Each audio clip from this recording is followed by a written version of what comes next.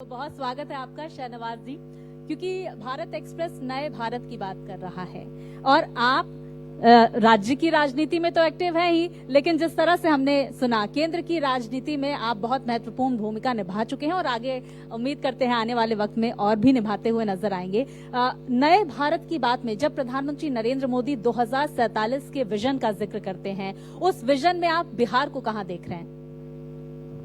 देखिए, आज बिहार के लिए महत्वपूर्ण दिन है। हम मेट्रो वाले भी हैं अब जी, बहुत बधाई। तो मेट्रो बिहार में दौड़ रही है। बिहार के बारे में इम्प्रेशन क्या होता था? हमारा एक दोस्त था, हमने कहा कि हम अपने घर जा रहे हैं, तो हमने कहा एक शहर में रहते हैं, तो उसने कहा अच्छा अपने गांव जा रहे हो। उसको लगता था बिहार में शहर होगा ही नहीं। उसी तरह बिहार के बारे में परसेप्शन, जो लोग बिहार नहीं आते होंगे उनका नजरिया आने से पहले और बिहार से जाने के बाद जमीन आसमान का अंतर होता है। बिल्कुल। क्योंकि पटना अगर कोई अभी आएगा, first impression is the last impression. तो पटना आएगा तो एयरपोर्ट उतरेगा या स्टेशन पे उतरेगा। बेहतरीन स्टेशन है, बेहतरीन एयरपोर्ट है। थोड़ा घूमेगा तो अटल पथ है, फिर जाएगा तो गंगा पथ है, मेरिन ड्राइव है। जब जयप्रकाश सेतु से आप अंदर आइए तो कई बार ऐसा लगता है मुंबई आ गए। और मुंबई की चौपाटी पे जितनी भीड़ नहीं है, उससे ज्यादा भीड़ है। बिहार में रोड है, बिजली है, पानी है, सड़क है, इंफ्रास्ट्रक्चर है, इंडस्ट्री है। फिर पलायन क्यों सर? पलायन का अभी तो इंडस्ट्री, देखिए, एक लाठी में सबको हाँक देना कि बिहार में उद्योग नहीं है। अब इन सावन के अंधों को कौन समझाए, जंगल राज के अंधों को, कि चलो बिहटा दिखाते हैं उद्योग है कि नहीं, चलो बेगूसराय देखें उद्योग है कि नहीं, चलो मुजफ्फरपुर के मोतीपुर में एक पंचायत में 4 इथेनॉल प्लांट है, एक मेगा फूड पार्क है, एक अडानी का सीमेंट प्लांट है, एक लेदर पार्क है, एक पंचायत में। तो बिहार ग्रेन बेस इथेनॉल में, पूरे देश में ग्रेन बेस इथेनॉल इंडस्ट्री में जो मक्का से बनता है उसमें बिहार नंबर 1 है। कभी कोई चैनल पे किसी रिपोर्ट आपने बताया कभी कि इंडस्ट्री में, एक इंडस्ट्री में बिहार आगे? हम लोगों का ये चर्चा होता था अपहरण उद्योग में हम लोग आगे। ऐसा नहीं, हम लोग बहुत चीजों में आगे। बिहार इंडस्ट्री में भी टेक्सटाइल की इंडस्ट्री बहुत बड़ी बनी। अभी आप मधुबनी के पंडौल में चले जाइए, ये जो दिल्ली की मायापुरी की फैक्ट्री से या दिल्ली की बड़ी बड़ी फैक्ट्री, नोएडा की बड़ी फैक्ट्री से बड़ी फैक्ट्री मैं आज बता रहा हूं, पंडौल में विजय झा हैं, सावी लेदर के मालिक हैं। आज झा जी ने 30 एकड़ में फैक्ट्री बनाई है। 30 एकड़ में 3-4 हजार लोग काम करेंगे। मुजफ्फरपुर के अंदर आप बेला इंडस्ट्रियल एरिया चले जाइए, 3-3 हजार लेडीज काम कर रही हैं। प्लग एंड प्ले हमने बनाया था जी। तो ये जो लोग कह देते हैं कि बिहार में उद्योग नहीं है, बिहार में 2 ही तरह के उद्योग होंगे। ग्रेन बेस्ड इंडस्ट्री होगी, यानी फूड प्रोसेसिंग इंडस्ट्री होगी, मखाना इंडस्ट्री होगी, मक्का की इंडस्ट्री होगी जी, और टेक्सटाइल की इंडस्ट्री होगी। बांग्लादेश की जीडीपी बढ़ी, किस चीज से बढ़ी? क्या वो कोई मैन्युफैक्चर है? नहीं। बांग्लादेश ने, जैसे ये इस होटल ने एक हॉल बनाया, आप आए, भारत एक्सप्रेस का बोर्ड लगाया जी, पीछे एलईडी लगाया, आप एंकर बैठ गई, मैं गेस्ट बैठ गया, कार्यक्रम हो गया। यानी प्लग एंड प्ले। उसी तरह मैंने ये तय किया इंडस्ट्री मिनिस्टर के नाते कि बिहार में कोई जमीन लेगा, आएगा, इंडस्ट्री लगाएगा, ये तो करेगा, लेकिन हम ये करेंगे कि नहीं, हम प्लग एंड प्ले बना के देंगे जी। हमने करीब 12 लाख स्क्वायर फीट दिया। लोग आ रहे हैं, आप ये हॉल आपको दे दिया, 5000 मशीन लगाइए, 5000 लोग काम करने लगे। तो चाहे आरजेडी के लोग हों जी या प्रशांत किशोर जी हों ये लोग घूमते नहीं, ये लोग एक सोच रहे हैं कि पुराना जमाना है, कहेंगे उद्योग नहीं है, उद्योग नहीं है। अरे भाई बिहार में उद्योग है, जितने टेक्सटाइल के स्किल्ड वर्कर हैं पूरे हिंदुस्तान में उसके 61% बिहारी। तो बांग्लादेश ने कुमार मंगलम बिरला का, रेमंड्स का, ये जो बड़ी बड़ी इंडियन कंपनी है, ये बांग्लादेश में 10-10 हजार मशीन लगाती और वहाँ सिलाई होती। अगर बांग्लादेशियों को कोई चुनौती दे सकता है तो हम बिहारी दे सकते हैं। चलिए तो बहुत अच्छी बात। अभी भाई गिरिराज टेक्सटाइल मिनिस्टर हो गए हैं। मैं जब टेक्सटाइल मिनिस्टर था तो नंबर 1 टेक्सटाइल में इंडिया था। यूपीए के दौरान बांग्लादेश हो गया, इंडिया से भी आगे हो गया। अब बांग्लादेश को अगर कोई चैलेंज कर सकता है तो बिहारी कर सकते हैं। अब ये काम शुरू हो गया है। अभी मुझे मालूम है कि गिरिराज सिंह जी ने एक फैक्ट्री टेक्सटाइल की बेगूसराय में काम शुरू करा दिया है, कुमार मंगलम बिरला की फैक्ट्री, तो वो बन रही है। तो बिहार में बहुत सी तरक्की। मैं आज गर्व के साथ कहता हूँ मैं बिहारी हूँ, 24 कैरेट बिहारी हूँ। कोई मेरे माताजी पिताजी दोनों बिहार के हैं, बिहारी जिसे कह सकते हैं। हाँ, मतलब ऐसा नहीं कि माताजी हमारी बाहर की होती। हाँ, तो मैं नहीं, मैं मेरे माताजी। अच्छा, लेकिन रोजगार को लेकर अभी कोलंबिया में राहुल गांधी निशाना साध रहे थे, एनडीए सरकार पर निशाना साध रहे थे, लोकतंत्र पर निशाना साध रहे थे। इस पर आपकी क्या प्रतिक्रिया है? उनका पॉइंट यही था कि बिहार मेन फोकस में। राहुल गांधी बेसिकली वहाँ घूमने गए हैं। अभी मलेशिया गए थे, बिहार में 16 दिन में थक गए, तो वो मलेशिया हो गए, फिर कोलंबिया जा रहे हैं, अमेरिकन कंट्री, उधर जाएंगे वो, और 1-2 बयान दे देते हैं, 1-2 ट्वीट कर देते हैं, उससे कोई फर्क पड़ने वाला नहीं। लेकिन बिहार में बड़े एक्टिव नजर आए वोटर अधिकार यात्रा में, हमने जनसमूह भी देखा। नहीं, वोटर अधिकार यात्रा में आपको मैं बता दूं कि वो घुसपैठ रोक यात्रा थी। उस यात्रा में कुछ नहीं था। वो रोडवेज जा रहे थे, बिहार में गाड़ी का काफिला जाता है ना, तो यहाँ देखने लोग आ जाते हैं। एक पायलट को बुलाइए, हेलीकॉप्टर में बैठा दीजिए, और 4 चक्कर काट के कहीं उतर जाए, 4000 की भीड़ ऐसे आ जाएगी, लोग कहेगा अरे हेलीकॉप्टर चलो देखने। कई बार ऐसा होता है कि हेलीकॉप्टर पे कई आरजेडी के नेता जाते हैं, तेजस्वी यादव को छोड़ के, तो उनके पास कोई नेता ही नहीं है, वो हेलीकॉप्टर को बीच में रखते हैं। क्योंकि तो विपक्ष ये क्यों कह रहा है कि भाई वोटर अधिकार यात्रा की काट नहीं मिल पा रही है बीजेपी को, एनडीए को? काट तो उनके, आपको पता है, उनकी यात्रा के पीछे पीछे मैं ही घुमा। ये बबल गुप्ता बैठे हैं, सासाराम में मैं गया था, उनके यात्रा के पीछे पीछे मैं चला हूँ सब जगह, कई जगह आगे आगे, कहीं पर कोई रिस्पांस नहीं था, लोग देखने आ गए, बस इतना ही हुआ है। अच्छा शहनवाज जी, क्योंकि आप केंद्र की राजनीति में बहुत एक्टिव हैं, तो मैं समझने की ये भी आपसे कोशिश करूंगी। हाल ही में हमने जीएसटी रिफॉर्म देखा। जीएसटी रिफॉर्म 22 सितंबर से लागू तो हो गया, लेकिन अभी तक जो तमाम प्राइस हैं वो नहीं घट रहे हैं। अगर आप मोटर व्हीकल की बात करें तो उसमें तो जरूर जीएसटी का असर दिख रहा है, लेकिन रोजमर्रा की जो जरूरत की चीजें हैं, चाहे दूध की बात हो, घी की बात हो, अरे भाई हम ऑनलाइन और देख रहे हैं, तो उसमें कुछ बदलाव नहीं हो रहा, और इससे संबंधित बहुत सारी कंप्लेंट्स भी दर्ज की गई। इस पर क्या कहेंगे सर? ऑफलाइन खरीद के लाते हैं, हम पटना में अकेले रहते हैं। पटना में हो गया, दिल्ली में नहीं हुआ है क्या? नहीं, दिल्ली में तो हमारी पत्नी खरीदती है, उनसे पूछेंगे, लेकिन हम पटना में जो भी चीज खरीदे हैं जाके, सब थोड़ा सस्ता मिला है। और विपक्ष ये कह रहा है कि भाई जीएसटी भी आपने ही लागू की, और फिर कह रहे हैं ऐतिहासिक रिफॉर्म हमने तो लागू नहीं की, फिर ऐतिहासिक कैसे? जीएसटी सामूहिक तौर पे सारे स्टेट के लोग मिलकर वो बनाए थे। हमको लगा कि रिफॉर्म करना, हमने रिफॉर्म कर दिया, जनता खुश है, हमने गिफ्ट दे दिया। इस बार दिवाली छठ में देखिएगा अभी गाड़ी कितनी बिक रही है, मोटरसाइकिल कितना बिक रहा है, हाँ, सब कुछ सस्ता हो गया है। चलिए, ये बदलाव तो हो रहे हैं शहनवाज जी, और ये भी समझने की कोशिश करेंगे कि सुझाव यात्रा आप निकाल रहे हैं, घोषणा पत्र में क्या कुछ जनता से जुड़े मुद्दे होने चाहिए, इसके बारे में आप जानकारियां जनता से ही लेते हुए नजर आ रहे हैं। बहुत अच्छा भी है कि आप फीडबैक जनता से लेते रहते हैं, लेकिन इस बार भारतीय जनता पार्टी कौन कौन से मुद्दों को लेकर जनता के बीच पहुंचने वाली है, इसके बारे में बहुत सारे स्टूडेंट्स भी है, उनसे भी हम चर्चा कर रहे थे। तो बीजेपी की क्या कुछ रणनीति रहने वाली है इस चुनाव के मद्देनजर? बहुत सारे मुद्दे नहीं है, एक मुद्दा है विकास, विकास, विकास, विकास। एक से लेके 100 तक हमने विकास किया है, हमारा ट्रैक रिकॉर्ड है, कि हमने अंधेरे का मतलब जंगल राज, अंधेरे से उजाले की तरफ लाए हैं। रोड, बिजली, पानी, इंफ्रास्ट्रक्चर में, इंडस्ट्री में हम आगे लेकर आए हैं और एक बार मौका मिलेगा तो हम फिर से बिहार को और तेजी से आगे बढ़ाएंगे। हमने पूरा ट्रैक कर दिया, बिहार टेक ऑफ कर चुका है।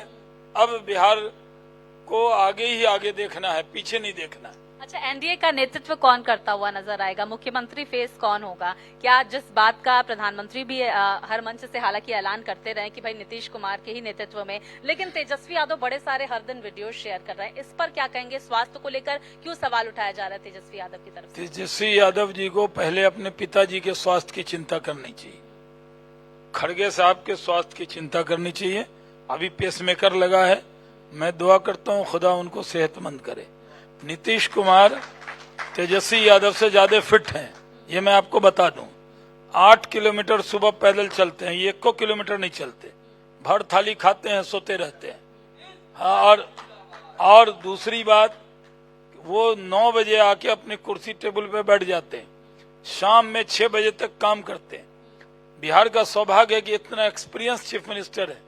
अब ठीक है, कई बार हंसी मजाक किए उसको भी लोग मुद्दा बना देते हैं, तो नीतीश कुमार के तौर पे इतना एक्सपीरियंस चीफ मिनिस्टर जो केंद्र सरकार में मंत्री रहे, बिहार में 20 साल मुख्यमंत्री रहे, उनके बाद हम लोगों को चिंता किस बात की है? एनडीए नीतीश कुमार के नेतृत्व में लड़ेगा, जीतेगा, सरकार बनाएगा।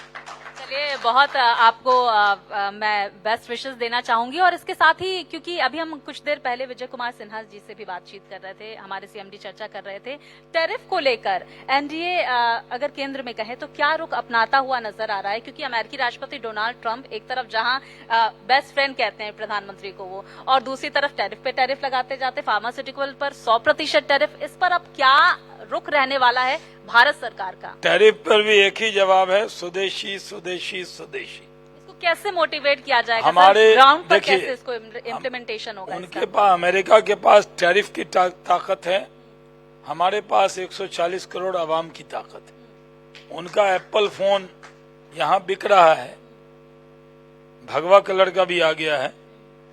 अभी तक कोई मेरे मित्र मुझे दे नहीं गए हैं और मैं वेट कर रहा हूं, क्योंकि मैं फोन हरदम कोई मित्र का ही यूज करता हूं।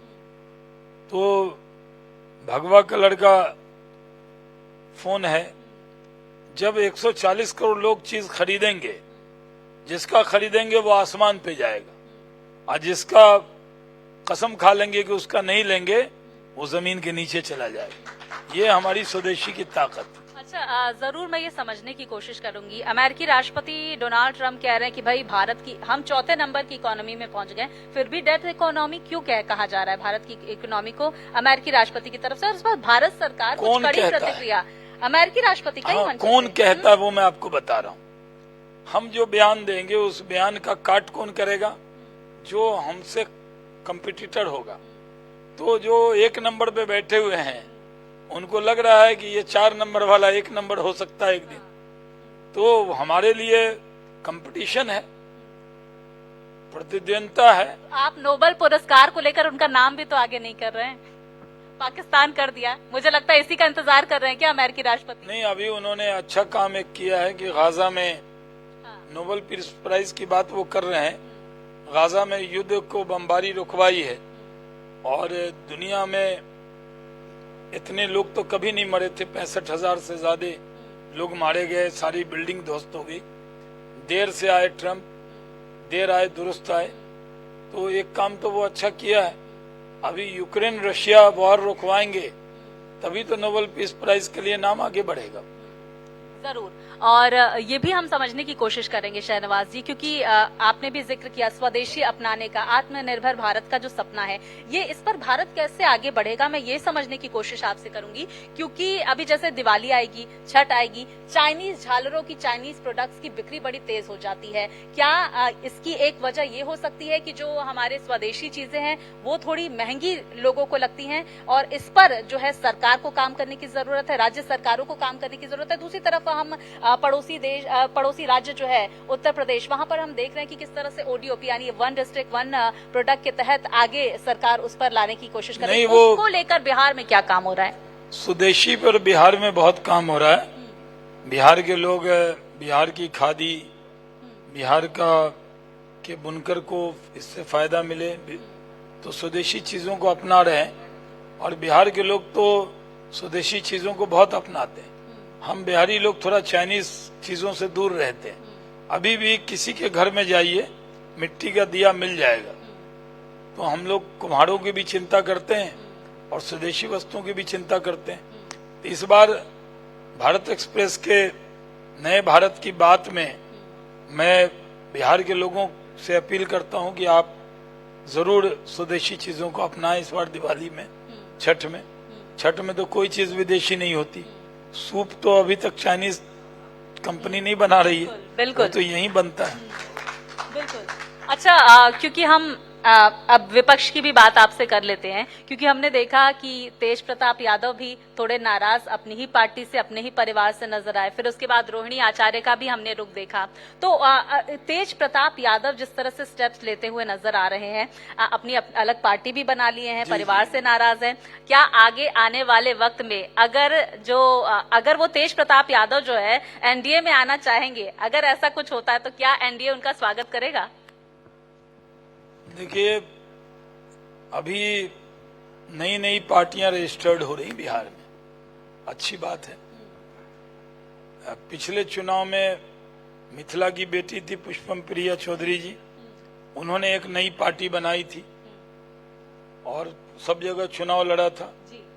फिर इलेक्शन स्ट्रेटजिस्ट जो है प्रशांत किशोर, उन्होंने एक पार्टी बनाई पीले रंग की, और तेज प्रताप जी ने भी एक पार्टी बनाई पीले रंग की। इन तीनों को शुभकामना है कि आप पार्टी बनाइए, बिहार में आइए, मेहनत कीजिए, तो इसमें कोई दिक्कत नहीं है।